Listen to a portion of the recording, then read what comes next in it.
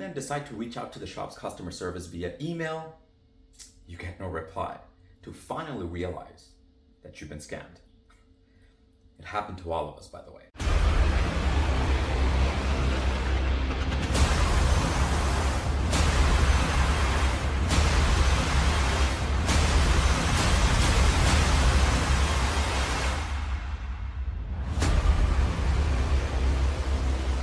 Has it ever happened to you that you happen to be on your social media, Facebook, Instagram, sinking down the rabbit hole, going post after post, and all of a sudden you come across this shiny sponsored ad, piques your curiosity, you click in that link, go into that online store, see some items that you don't really need, but it'd be nice to have. You add a couple of items to your shopping cart, you enter your credit card details, and then you click that order now button, and you're excited to receive your items. A few days go by, nothing in the mail. A few weeks go by, still nothing in the mail. You then decide to reach out to the shop's customer service via email.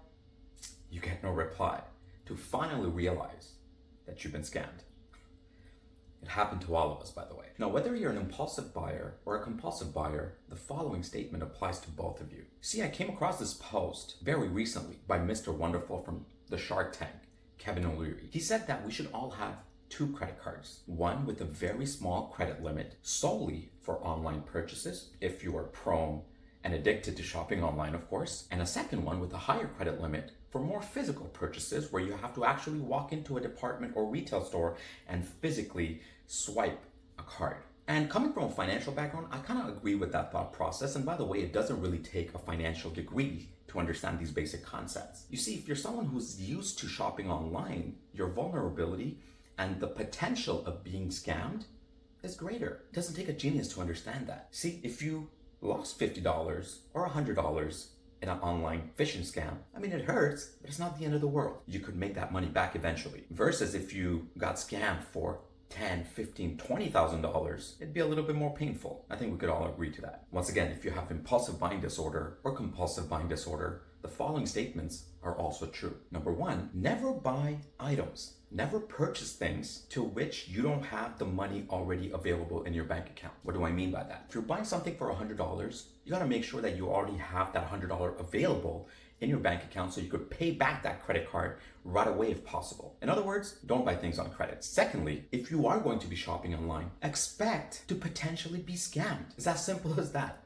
So that said, if you have 2 credit cards, I would suggest that you call one of the financial institutions and reduce your credit limit to the lowest amount possible. My recommendation, $500 or whatever you're comfortable potentially losing, and it won't hurt your pockets. And if you don't have a second credit card, especially if you're a Canadian, I would recommend for you to get a Koho Mastercard. Koho is a prepaid Mastercard that you have to put in your own money. You deposit your own money and you could use it, whether it's online or physical purchases, you could use it as a regular Mastercard. Now, I could be wrong with the following statement, but the only downside to Koho, as far as I'm concerned, is that on regular credit cards, if you happen to make a purchase and you potentially got scammed, you could open a dispute and potentially get that money back from the credit card insurance company.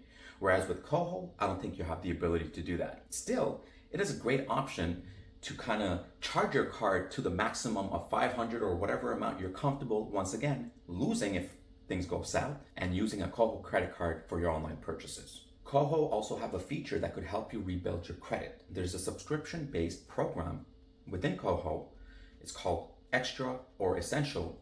It costs about $7 to $10 per month.